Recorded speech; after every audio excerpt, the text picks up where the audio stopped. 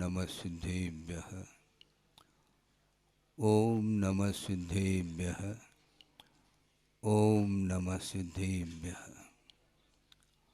नमः श्री वर्धमानाय निर्धूतकलिलात्मने सालोकानां त्रिलोकानां यद्विद्यादर्पणायते। अहिंसा परमो धर्म की महावीर भगवान की प्रातस्मरणे परम पूजाचार्य गुरुवर श्री विद्यासागर जी मुनि महाराज की जय।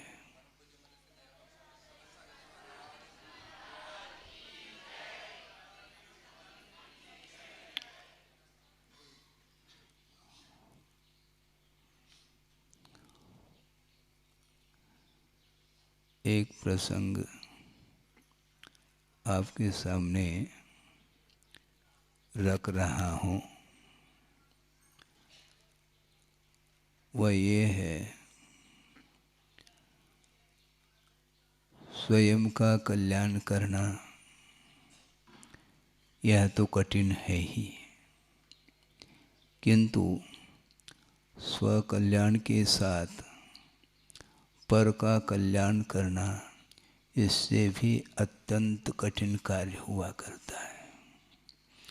अपने मन को केंद्रित करना, अपने मन को नियंत्रण में रखना, यह पुरुषार्थ साध्य है।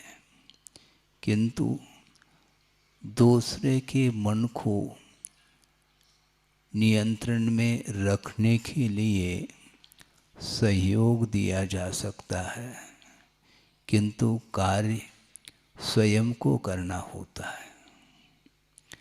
सहयोग अलग है, निमित्त ये अलग है, और स्वयं पुरुषार्थ के बल पर उन निमित्तों का, उन साधनों का जो अपने से पृथक हैं, उनका आलम्बन लेकर के ही पुरुषार्थ किया जाता है।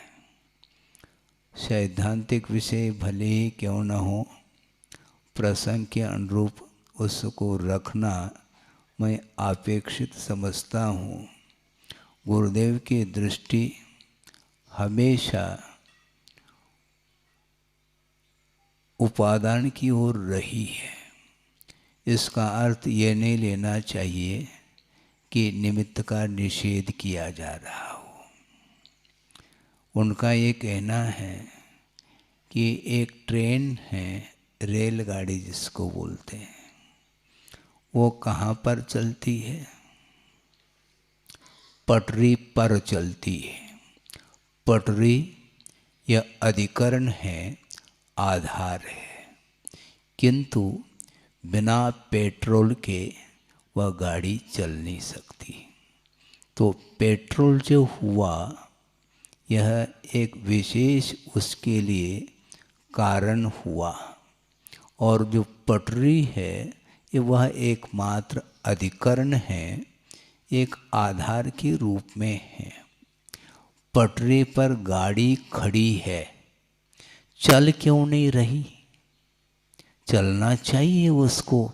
बिना पटरी के आधार के वो गाड़ी चल नहीं सकती, किंतु पटरी पर खड़ी क्यों है, चल क्यों नहीं रही, यह प्रश्न सामने आता है। तो गुरुदेव का ये कहना है, वह पटरी एक प्रकार से निमित्त है, उदासीन निमित्त है, और जो पेट्रोल है वह अंतरंग निमित्त माना जाता है। इसको, इस दृष्टांत को समझते हुए हमें दृष्टांत की ओर जाना चाहिए कि समोर शरण में प्रभु विराजमान हैं, और उनकी दिव्य ध्वनि के माध्यम से विश्व का कल्याण हो रहा है, यह भी सत्य है। किंतु उनके समोसरने में पहुंचने के उपरांत क्षायिक सम्यक दर्शन को प्राप्त करने की योग्यता प्राप्त होती है। बिना उनके सानिध्य के, बिना उनके पादमूल के सामान्य सम्यक दृष्टि अपने सम्यक दर्शन को क्षायी के रूप में परिवर्तित नहीं कर सकता। यह सिद्धांत है, यह आगम वाक्य है। किंतु जिन जिन लोगों ने प्रभु का सानिध्य पा लिया है, तो क्या वो सारे सारे अपने सम्यक दर्शन को क्षायी के रूप में परिवर्तित कर सकते हैं क्या? यह प्रश्न है। करें अनिवार्य नहीं, किंतु उस रेंज में जाने के बाद विशुद्धि उनके निमित्त से बढ़ सकती है, बढ़ती है, किंतु अनिवार्य रूप से बढ़े ये नियामक नहीं है। इसको बोलते हैं योग्यता। इसलिए गुरुदेव हमेशा योग्यता का मूल्यांकन करते हुए आगे बढ़ते हैं। बार बार वो आगम के आधार से ही हम लोगों को संबोधित करते आए हैं। वो इसलिए करते हैं कि अच्छे से अच्छे निमित्त मिलने के उपरांत भी कार्य संपादित हो, ये अनिवार्य नहीं है। मैं निमित्त को गौण करना चाह रहा हूँ अथवा नकारना चाह रहा हूँ, ऐसा नहीं। किंतु यह प्रश्न बहुत गंभीर प्रश्न है कि अनादिकाल से संसारी प्राणी इस चतुर्गति संसार में परिभ्रमण करता आया है, और ऐसे भी अनंतानंत जीव इस धरती पर है, इस लोक में, जिन्होंने अभी तक एक बार भी सम्यक दर्शन को उपलब्ध नहीं किया। निमित्त मिलने के उपरांत भी सम्यक दर्शन को उपलब्ध क्यों नहीं किया, यह प्रश्न है। करने वाले कर रहे हैं, ये अलग वस्तु, किंतु नहीं करने वाले जीवों की संख्या भी अनंतानंत हैं। उन्होंने अतीत में कई बार इस प्रकार के निमित्त पा लिए होंगे, इसके उपरांत भी उस कार्य को संपादित क्यों नहीं किया। योग्यता बहुत बड़ी चीज़ है। इसलिए गुरुदेव ये कहते हैं, जो निमित्त हुआ करता है बहिरंग निमित्त, वह नियामक रूप से कार्य को संपादित नहीं कर सकता। जैसे दृष्टांत दिया था पटरी का, पटरी के बगैर वह गाड़ी चल नहीं सकेगी, रेलगाड़ी। किंतु पटरी सुदूर तक बिछी हुई है, किंतु उसी पटरी पर वह गाड़ी खड़ी क्यों है? क्योंकि योग्य जो साधन चाहिए उसका अभाव होने के कारण। इसलिए सम्यक दर्शन को प्राप्त करने के लिए योग्यता की बड़ी आवश्यकता है।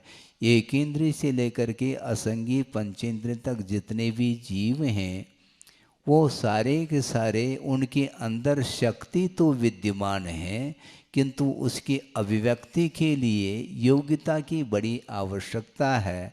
बिना हे और उपादेय का अर्थ क्या होता है? हे का अर्थ छोड़ने योग्य वस्तु, उपादेय का अर्थ ग्रहण करने योग्य वस्तु। ये दो हैं।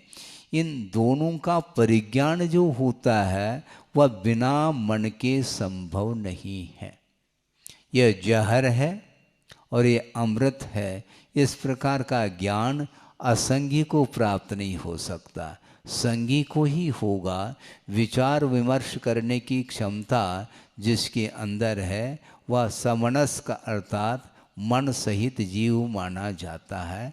ये अनिवार्य है सम्यक दर्शन को प्राप्त करने के लिए।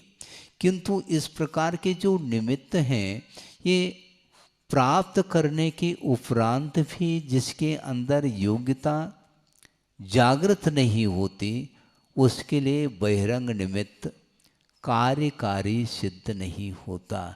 मैं ये कह रहा था कि समोसरण में साक्षात प्रभु विराजमान हैं, और वहाँ पर समोसरण में सम्यक दृष्टियों का प्रवेश हो चुका है, और केवली भगवान का अथवा तीर्थंकर का पादमूल मिलने के उपरांत भी वह सम्यक दर्शन क्षायी के रूप में परिवर्तित क्यों नहीं हो पा रहा है? इसको बोलते हैं उपादान।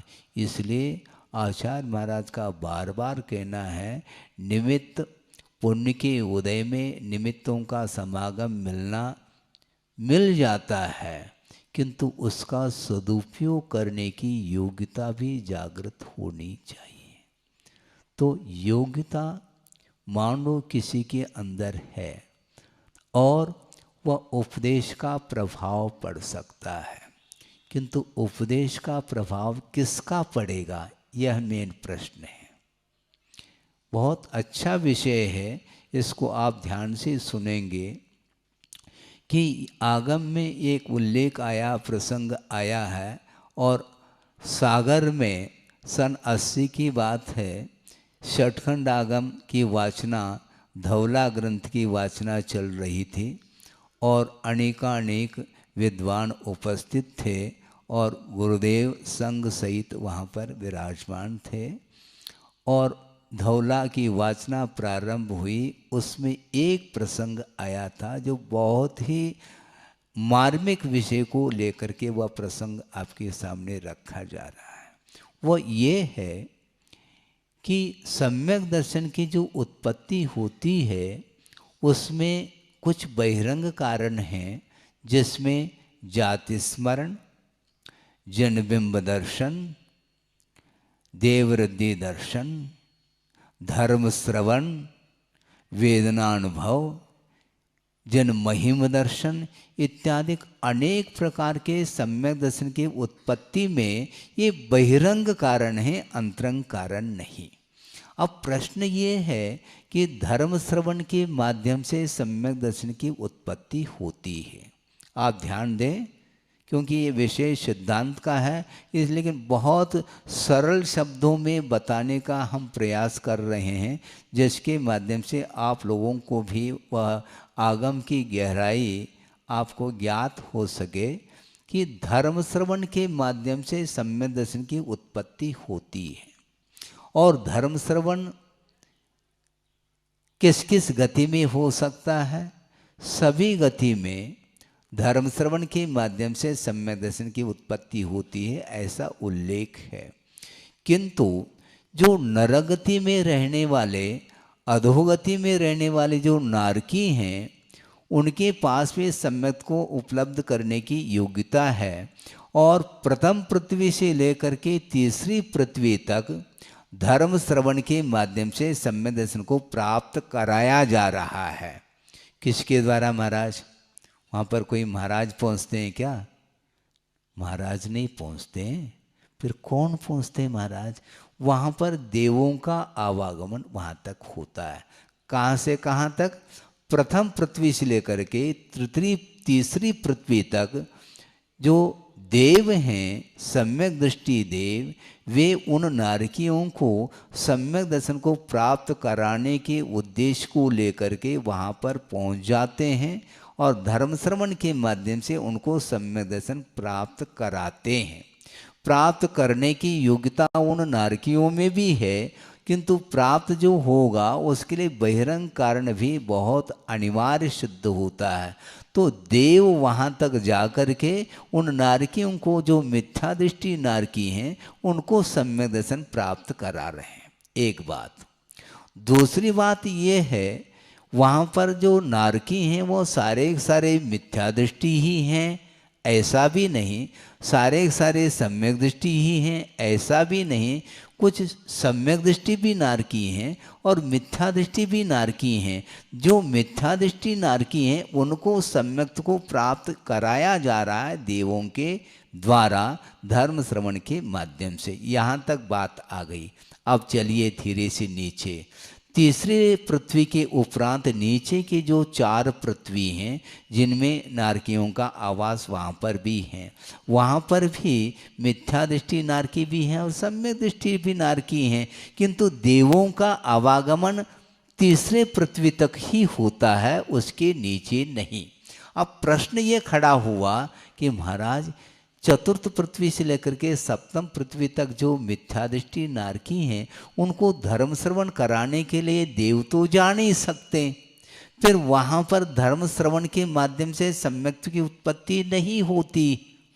इसलिए उनकी जिज्ञासा ये है, पूर्व पक्ष बना करके आगमकार उत्तर दे रहे हैं कि शिष्य प्रश्न कर रहा है कि महाराज फिर चौथी पृथ्वी से नीचे रहने वाले जो मिथ्यादृष्टि नारकी हैं उनको धर्म श्रवण कराने वाले देव तो जाएंगे नहीं, वहां पर रहने वाली जो स्थानीय सम्यक दृष्टि नारकी हैं वे मिथ्या दृष्टि नारकियों को धर्म श्रवण करा करके सम्यक को उपलब्ध कराना चाहिए।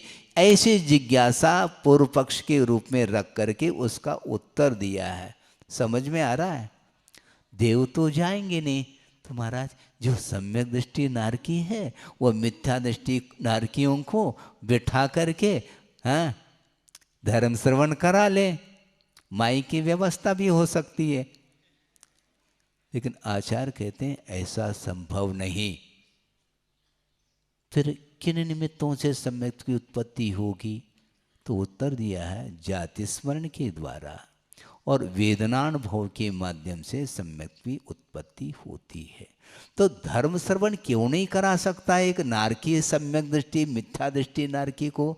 उत्तर बहुत ही मार्मिक उत्तर दिया है कि भव संबंधेन पुव्वेर संबंधेन वा परपर अनुगेज अनुगहाय भावानाम असंभवादो कहा। भाव इसका ये है कि परस्पर में अनुग्रह करने के भाव सम्यक दृष्टि नारकियों को भी नहीं हो सकता, क्योंकि भव संबंधी न वहाँ की ऐसा वातावरण है, ऐसा एक उस पर्यायगत इतनी विशेषता है कि एक दूसरे के प्रति अनुकंपा करुणा दया भाव धारण करके वो मिथ्या दृष्टियों की नारकियों को सम्यक दर्शन प्राप्त कराने का भाव नहीं हो सकता। इससे स्पष्ट है दूसरे के ऊपर अनुग्रह करने के लिए स्वयं के ऊपर भी अनुग्रह होना अनिवार्य सिद्ध होता है। बहुत अच्छा कहा था आचार्य महाराज ने, बिना टीचर के बिना प्रोफेसर के विद्यार्थियों को छात्रों को पढ़ाया नहीं जा सकता। जो क्लास फेलो है वह एक दूसरे को पढ़ाने का अधिकार उनका नहीं, क्योंकि वह क्लास फेलो है। प्रभाव एक दूसरे के ऊपर नहीं पड़ सकता। इसी प्रकार जो सम्यक दृष्टि नारकी भी क्यों न हो, मिथ्या दृष्टि नारकी के ऊपर अपना प्रभाव नहीं डाल सकते हैं। इससे स्पष्ट है एक दूसरे के कल्याण करने के लिए स्वयं को अपना आत्म कल्याण सर्वप्रथम करना अनिवार्य सिद्ध होता है। ज्ञान रखना अलग है, किंतु उस ज्ञान का प्रभाव दूसरे के ऊपर डालने के लिए स्वयं उस ज्ञान का सदुपयोग करते हुए अपने जीवन में चारित्र के लिए स्थान जो देता है उसी व्यक्ति का प्रभाव दूसरे के ऊपर पड़ सकता है और पड़ता है। इसलिए छुलोक जी ने भी कहा था, अभी 2 साल व्यतीत हुए हैं गुरुदेव के चरणों में और उन्होंने हमारा कल्याण किया है, किंतु गुरुदेव का ये बार बार कहना रहता, कल्याण जो होता है वो बिना दूसरे के निमित्त के संभव नहीं, किंतु निमित्त अनेकों बार मिलने के उपरांत भी जब तक भीतर से भाव जागृत नहीं होते तब तक कल्याण नहीं हो सकता है। इसलिए प्रति समय परिणामों में निर्मलता उज्ज्वलता लाने के लिए सच्चे देवगुरु शास्त्र जो अपने से भिन्न हैं उनका आलम्बन तब तक लेना चाहिए जब तक हमें सिद्धत्व की उपलब्धि न हो।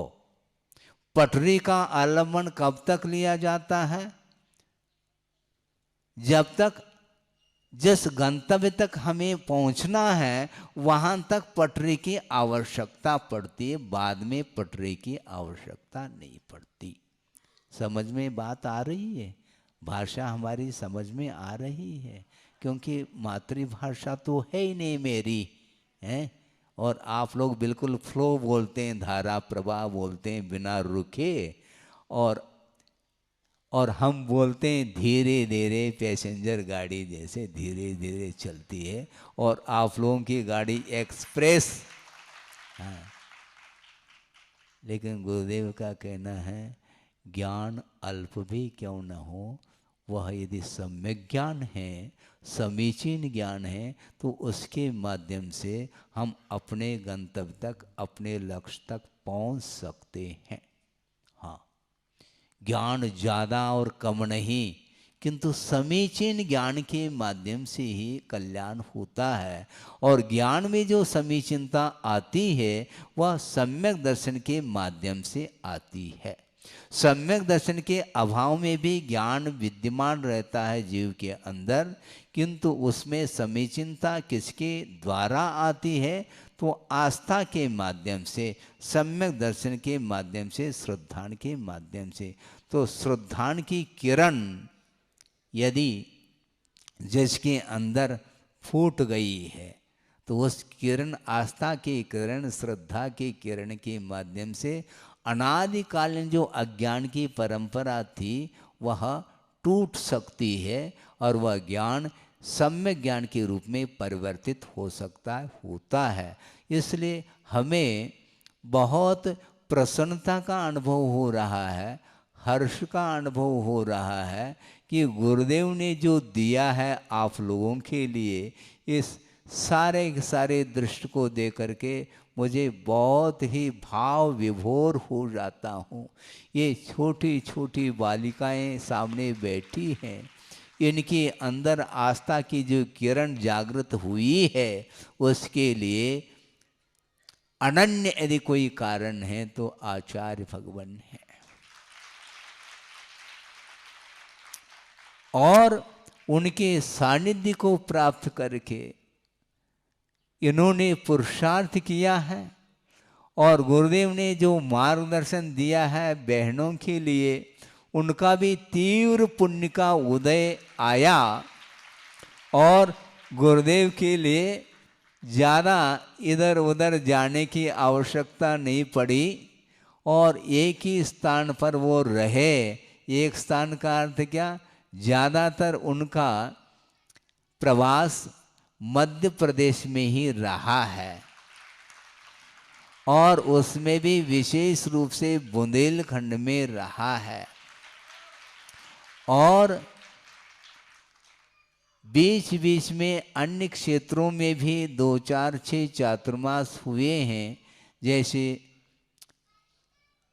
ईसरी में चातुर्मास 83 में हुआ, महुआ में भी चातुर्मास 96 में हुआ, आदि आदि हुए हैं।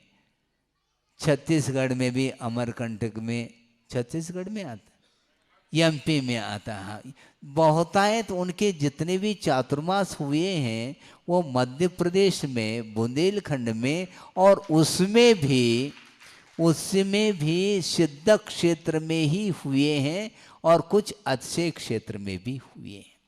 इस प्रकार मैं सोचता था कि आचार्य महाराज शुद्ध क्षेत्र, अच्छे क्षेत्र को क्यों चुनते हैं, जबकि बड़े बड़े जो महानगरी हैं जहाँ पर लाखों की करोड़ों की संख्या है, वहाँ पर जा कर के बड़ी प्रभावना होगी और होलसेल व्यापार उनका चलेगा।